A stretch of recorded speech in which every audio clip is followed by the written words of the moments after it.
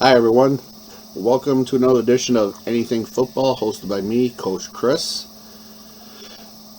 This has been a unique experience for me, no doubt. Everybody knows the pandemic that's going on. For me, career-wise, I've had a lot of time on my hands due to this pandemic, so I thought I'd start a YouTube football channel entitled Anything Football, obviously. And lately, I've been focusing on high school football because high school is due to start, at least here in New York State. We are due to have a spring season starting in less than a month. As a matter of fact, I think 3 weeks from now, we will have our first practice. But right now, there's not a lot going on in the NFL or college to really talk about it. I mean, I know we got the draft, but that's 2 months away. There's a couple big news stories going on out there, nothing really to report on. I mean, if you're a sports fan like I am, you know what the situation is. You know, where's J.J. Watt going to end up? You know, what teams are going to pick what quarterback or what, so it's at the period, it's time of the year here where football, from a professional and college standpoint, really slows down. So I thought I would spend this time and focus more on high school football, which, if you read what Anything Football is about, we talk about everything to include high school. And the past week or so, I did a simplified breakdown of the 43 Cover 2 defense as it pertains to high school. Unfortunately for me, I thought I would have at least 5 or more videos to give you, but as I really looked at it and given what I've shown everybody and preached about simplicity, I think 3 videos on the 43 Cover 2 defense was enough. I think the more videos I would have posted, the more overkill it would have been, and for someone at a high school, as a high school coach who preaches simplicity and breakdown, I mean, you could probably go on all day and cover everything possible about the 43 Cover 2 defense and have about a million videos on it. So I thought the 3 videos were suffice. Could I have done more? Yeah, I could have. So I thought, what would be the next video? And I know I said I was going to do show you some drills, defensive line drills, linebackers, secondary drills, and I'm still going to do that. I haven't really honed in or locked in as to what kind of videos I want to show people. Videos of showing how to certain techniques that are useful for high school football. I certainly don't want to put videos out there that are a little too complicated for high school players. I mean, because these are basically kids playing football. So I kind of reshifted my thinking, and I thought, well, let's cover special teams. Let's make this might be the only video on special teams, and just to give you a simple approach to it at the high school level. And again, you can get creative with it. I'm sure coaches out there like to have a little trickery when it comes to special teams.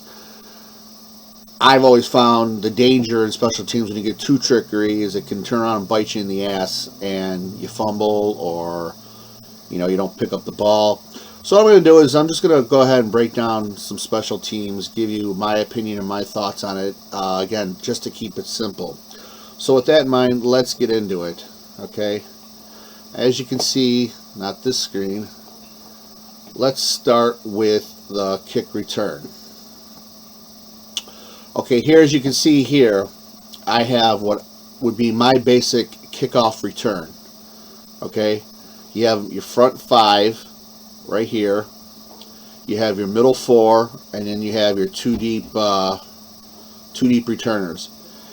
Now obviously your front 5 are going to line up on the line. I think it's the 50-yard line at high school, or maybe it's the 40. I can't really remember off the top of my head because I don't really pay attention to special teams that much. But the front 5 would line up here. The middle 4, depending on the team. Again, everything is always depending on who you're playing and on any given week, what they like to do as far as offense, defense, special teams. So if we're going up against a team that likes to kick deep and never kick short, then I'll have my front four maybe 15 yards back. And then obviously my back two here, I will have obviously deep enough to recover the kick. But I set this up in a way, and just for the record, if you come up against a team that likes to do a lot of squib kicks, you know, short on the ground, try to get the ball to bounce all over the place, then I'll have my front four and my back two move up. I'll have my middle four, not front four, but middle four, 10 yards from the front five, and my the two back deep, they'll be about 10 yards back as well. But what I have here, and if you look at the numbers here, we got 1, 3L, 5L, 3R, 5R, and the same down the line here. Okay, what I did was I numbered these according to the sideline, my sideline, not the opponent's sideline, my sideline. So basically, when you're looking at a kickoff team, okay, you got the kicker in the middle most of the time. Sometimes they line up on the hash. Okay, and that's not a problem, so you can always adjust for this. But let's just say for the sake of this, that the kicker's in the middle. You got 5 guys to his right, and you got 5 guys to his left. Okay, I don't have the kickoff up here. Okay, I don't have it showing up here. But what we do is we line up through our sidelines. So basically, if whatever guy this is, he's assigned the position. I always assign my players to the position. What your position you're playing, that is your position, especially on special teams. So if I have this guy here, 5L, he's going to be the closest to me, to his left, which is our left, the sideline. Okay, and then obviously the guy over here, the 5R, he's always going to be closest to the opposing sideline. And same goes with the 3R and the 3L, and the same with the middle 4. Number 1's in the middle, obviously. The 1L is always to our sidelines. The 2R is always to the opposing sidelines. Now, this is going one way towards, on a field. How I do it when we change quarters and we flip-flop fields is they don't flip-flop. I don't have the number 5 guy coming way over here and switching with the 5R. I just don't do that, okay? I keep it simple. And, here we go. Gotta fix that. Alright, so basically, if this 5R is right here, when we switch quarters, they're just going to walk to the other side where they would kick off and turn around. Same with this guy, same with this guy. Everybody's going to walk forward and essentially turn around. So when we switch quarters and we flip-flop the field, 5L is still going to be on the same side. Okay, he's not going to be on the other side. We don't switch guys cross field. Okay, it's essentially everybody's going to walk forward, turn 180, and you're in your spot. Okay, now you might say, well, that's not to their left. That's not to your left of the sidelines. But the point is he's still going to be toward our sideline, the 5L and the 3L. Okay, I hope everybody gets that. We don't flip-flop sides. Okay, we don't have this guy coming over here, this guy coming over here, this guy. We don't do that. They basically know that the side of the field that they're on is the side they're playing for all 4 quarters, no matter what side we're kick returning from. So again, you got the kickoff. You got 5 guys on one side, 5 guys on the other. And I don't really want to put up the kickoff coverage, but let's just, for safety's sake, let's just say, how do we number this? Well, we number them from the outside guy, 5, 4, 3, 2, 1, all the way to the kicker. Okay, so the 2 closest guys on each side of the kicker are number 1s, and then 2, and then 3, and then 4, and then 5, and so on out. So 5 for kickoffs, the 5s are on the outsides, the 4s are just slightly in, 3. I hope you get that. I really don't want to have to put it up here to show you.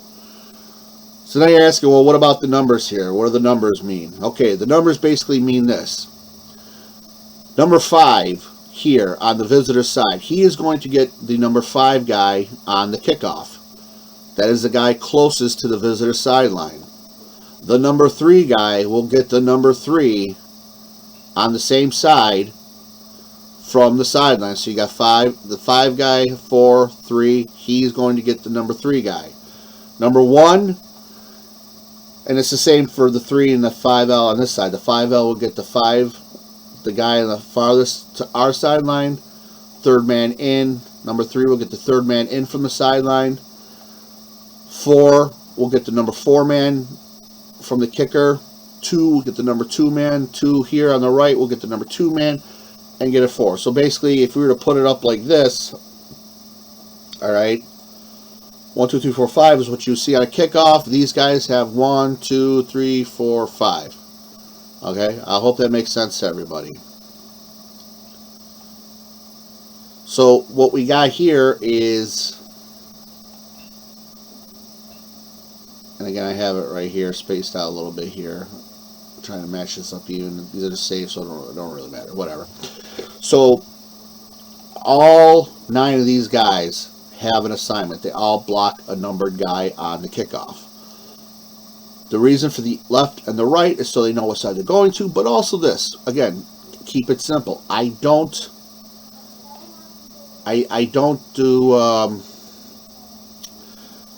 do anything tricky on kickoff. I don't do any reverses or any sweeps, or I don't throw backs or anything like that. So essentially, all 9 guys know who they're blocking. I don't bring anybody over to this side. I don't do no wedge. Everybody has an assigned guy. If all 9 of these guys are blocking and one of these guys, whoever's not getting the ball, excuse me, gets the leftover, you should be able to score, in theory. The left and the right, the L and the R here, basically represents, well, if the ball's kicked and say it comes over to the 1R, the 1L here, okay? These guys have their assignments. They know who they're blocking, okay? They're going to go ahead and block their guys. The number 1 on this side, as you're asking, what does the number 1 mean? Means if it's kicked to the left, he's going to get the number 1 guy on the left side. If it's kicked to the right, he's going after the number 1 on the right. And these guys, again, all have their blocking assignments. They know who they're blocking. So if it's kicked to the left, number 1 has the first man from the kicker. The 2L has the second man from the kicker. The 3L has the third man. 4, 5, 5, 5. You get it. He catches it. This guy, he's just going to simply, if he wants, he's going to swing over this way. Whoop. He's going to swing over this way and help lead block. Okay? Anybody that might get there or get past us. Okay? And hopefully it's enough to spring it for a touchdown. Okay? So that's what would happen if the ball's kicked to the left. If the ball's kicked to the right, again, it's the same thing. Number 1 has the first guy in on the right side. Number 2 has the number 2 man. 3R has the third. 4R has the fourth. 5th R has the 5th. Okay? Not complicated. Number 2 will receive the ball. The number 1 guy will fly over to help block 2 as well. But these guys over on the back side of the kickoff, they know who they're blocking. They are going to block. Okay? Now, what happens if the ball's kicked in the middle? Well, the ball's kicked in the middle, depending on who's closer, they will decide. And the point is, other than the number 1, it doesn't matter. These 4 here and these 4 here, it does not matter whether it is kicked to the left or kicked to the right, because they all have an assigned man to block. They don't need to come over this way or swing this way or block down. They don't need to do that, because at high school, we're no longer allowed to do any wedges or anything like that. So we keep it simple. You have this guy, this is who you're blocking. You got the number 3 man from the sideline, you got the number 5 man from the sideline. Doesn't matter. The only people that matters when the ball's kicked is the number 1 and the 2 deep returners, okay? And they'll call it out. When the ball's kicked, one of these guys, and we'll designate who it is, will say left or right. That lets the number 1 guy know who they're getting. Am I going for the number 1 spot to the left or to the right? Doesn't really matter. Doesn't matter for these 4 guys or these 4 guys, because as I said, they all have their assigned blocking. Okay? All that matters is the 1 and the 2 deep returners, left or right. That's all that matters for them. The rest of them know who they're blocking. Now, what I essentially do is I tell the front 5, as soon as the ball's kicked, you're going to run 5 yards and you're going to turn, find your man, and block him. Front 4 normally does not need to really move. If the ball's kicked deep, they will drop about 3 yards back, turn, and block their guy. Okay? And then the returners will pick up the ball and run. And if the ball's kicked to the left, I do not tell the 1L, hey, I want you to swing all the way to the right. Okay? I don't do that. The best way to get somewhere is a straight line. So if the ball's kicked to the left, I tell the 1L, when he gets the ball, pick it up, get upfield. Don't bother dancing around, Don't bother dancing around. Don't swing all the way over here. Don't be doing all this stuff. Get the ball, get upfield. Wherever the hole might be, get upfield on your side, okay? Same thing for the 2R here, okay? Just get upfield. All right, if everybody's blocking, there should be a hole somewhere on each side for them to expose. But get upfield. Now, if they squib it, if you get teams that like to squib between the front 5, my front 5 guys, I tell them, unless the ball's kicked directly at you, you do not touch the football. Okay? And again, based on film, on what you watch for your team that you're going to play, if they do a lot of short kicks, all right, almost like an onside or squib kick, the front 5 does not touch the football. It is the middle 4's responsibility to come up and recover the football. And I also tell the front 4, you do not scoop it up and try to run. Just fall on the football. That's all you need to do. You do not need to try to be a hero. Pick it up and try running, because I would say 6 out of 10 times what happens is the guy can't pick it up because he's so worried about getting tackled that he forgets the first priority, and that's secure the football, and then you got a fumble and the other team gets it. Okay? So what I basically have is they kick it here, the 4 guy comes up and he just falls on it. Same with the 2L, same with the 2R, same with the 4R, or on this side, okay? They do not try to run the football. I only want my 2 returners here running the football, okay? These front 4, if it's kicked short and it gets past the front 5, just fall on the ball. We get good field position if we do, all right? There's no need to try to advance it any further. If it's kicked right at the front 5, one of these guys, well, they better have good hands. And again, I tell them the same thing. Just fall on the football. Don't bother picking it up. Just fall on it. Secure it first, fall on it, and get a hold of it, and just stay there. So that's my kickoff.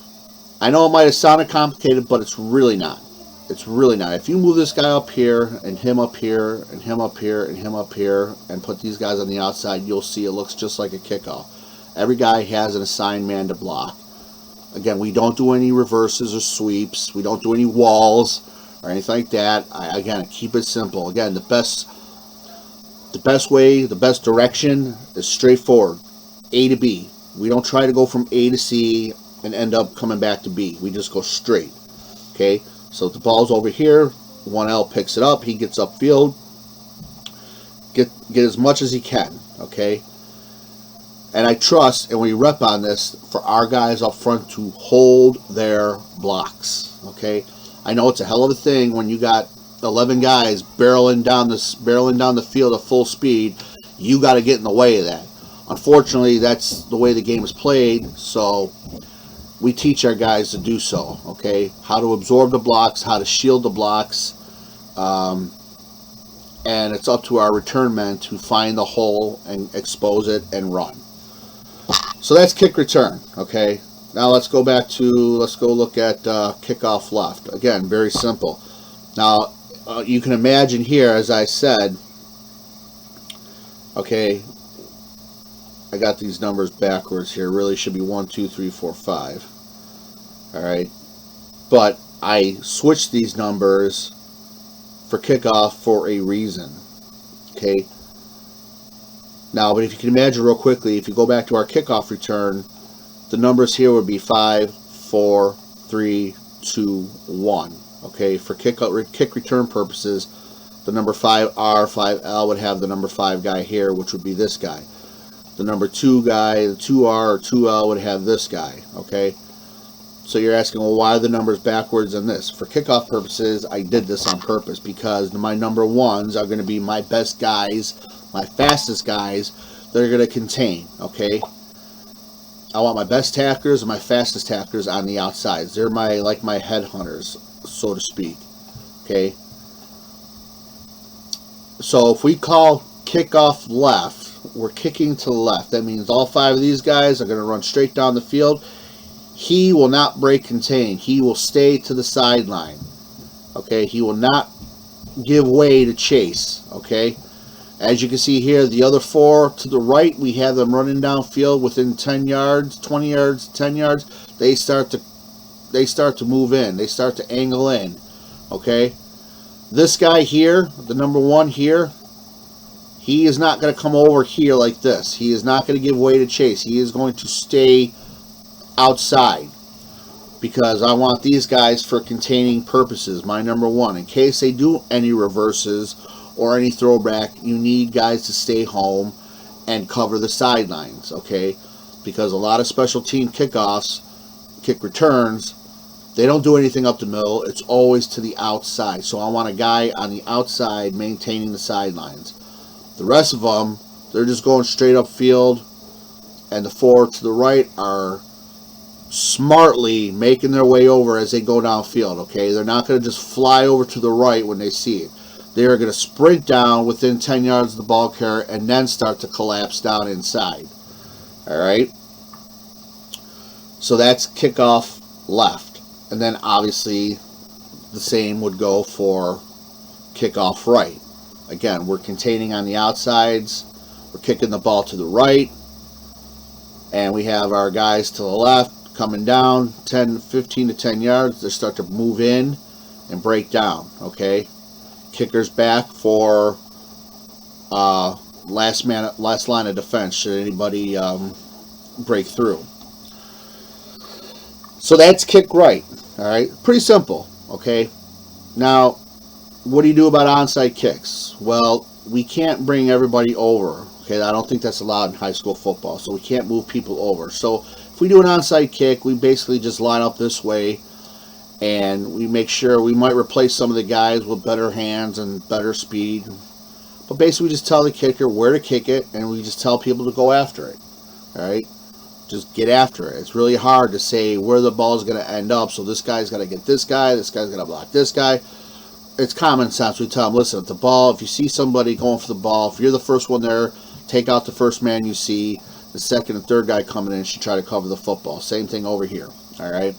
So I'm not going to show you on how to do an onside, kick or squib kick for that matter, because it's not really necessary. So again, kickoff left, kickoff right, pretty easy. So now punt. Here's how I have my punt formation set up. Okay, as you can see here, gotta fix that. As you can see here, it's pretty easy. We have our tailback, our fullback, a receiver or a tight end. It doesn't really matter. We're double tight here. All right. Basically, on a punt, what we do is we go foot to foot on our splits. All right. We don't keep our gap wide. We don't go normally on offense, we go 2 feet gaps. For this purpose, we go foot to foot because we don't want, and everybody blocks down inside, okay? We block down inside, okay? Basically what I mean is we're blocking down inside, we're blocking down inside, we're blocking down inside, all right? I think everybody knows what that means. So foot to foot on the line, everybody blocks down inside. The 3 and the Z, they get anybody, the first guy that shows up here, the number 2 man, once the ball snapped, he will come to the middle and get anybody that tries to come up through the middle. So all the areas are blocked and we can get the punt off. Now, once the punter punts the football, he will call middle, left, right, like most punters will do. But as you can see, once the ball snapped, the D-line will count maybe 2-3 seconds, and then they will start heading downfield, and they'll disperse like a kickoff almost. And then the 3 will come out wide. The Z will have the sideline containing, and then the 2 will be going down the middle behind the line. Not full speed, but at a sprint almost. Okay, not full speed though, because he's got to make sure. He will have carte blanche across the entire field. 3 will have anything to the sidelines. The Z will have anything to the sidelines. And the punter will have our last line of defense, should they break one. Okay, and our punter will just slowly work his way up. Once he sees and reads where the play is going, once he knows that the runner's committed and isn't a cutback across the field, then he will start to pursue. Okay? I'd rather give up a bunch of yards to save a touchdown than to have my punter go blindly running down there thinking he's going to make the tackle, and the guy reverses field and the whole sideline's exposed. Which is why I have our punt team dispersed in the way they do. So that's our punt.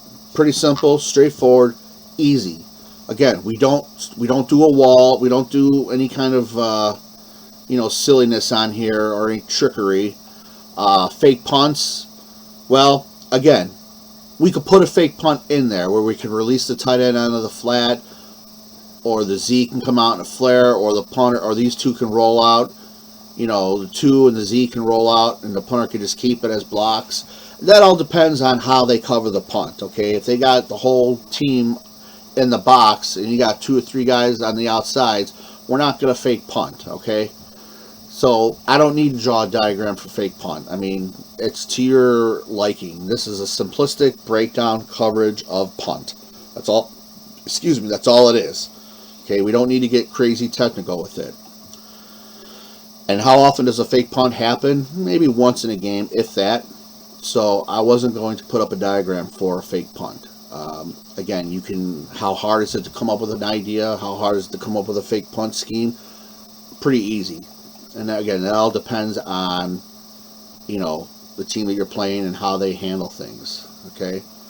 So this is the special teams as of right now. Punt, kick return, kickoff, kick right. It's just a straightforward, simplistic, high school way of doing special teams. I didn't do field goals because, again, field goals are simple. Field goals, though, I could put it in. Maybe I will today if I get bored. Field goals are pretty simple. You line up double tight. You have your 2 outside wingmen. You have 2 wingmen on the outsides. Everybody's foot to foot. Everybody blocks down inside, and you kick the damn ball. So, that's kind of obvious. And again, you can put in there, some sort of call if you want to. If the kickoff or the PAT, if they screw up the PAT, you got to have like a fire call that tells, the tight end or the running back to go out into the flat and you throw it. You can have all that, but that's up to you. That's your prerogative. This is a basic, simple breakdown, and I keep saying it, basic, simple, okay? Assuming everything goes perfect. And I know in football nothing does go perfect, but, when you go to kick the extra point or you go to kick a field goal, you're assuming that it's going to, your kicker's going to make it. Otherwise, you wouldn't do it. So, and as long as you cover the basics and you're going over the fundamentals with the kids and teaching them how to block down inside, not let anything on the outsides, you can, I would say 8 out of 10 times are successful with field goals. And you should really be 10 out of 10 for PATs. The only way those don't work is if the line's not blocking, and it's an easy, quick fix. So I didn't really need to put I don't really need to put up a drawing of that to show everybody. So, with that in mind, that's, like I said, that's just a quick, simple breakdown, easy version of special teams for high school, not college, okay, or NFL. Let those guys worry about the complex stuff. And we can get into that later down the road, depending on how big this YouTube channel blows up, which is what I'm really hoping for. The next videos, like I said, I'm still putting all this together. I'm still trying to get the quality of the video better.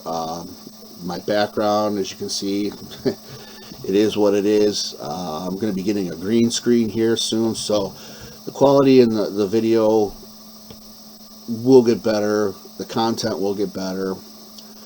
For those of you that have already seen my channel and have liked and subscribed to it, thank you very much. Continue to do so. And upcoming videos, again, I'm kind of, I'm just trying to figure this out as I go. I'm novice to this stuff. Okay, I'm not a professional video AV guy. My wife's actually smarter than me than I am at this stuff, but it will get better.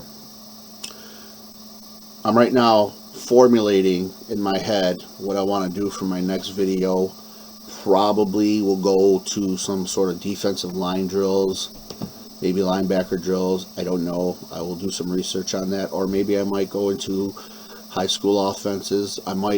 Well, to do offense is hard because you can draw up any play you want. I might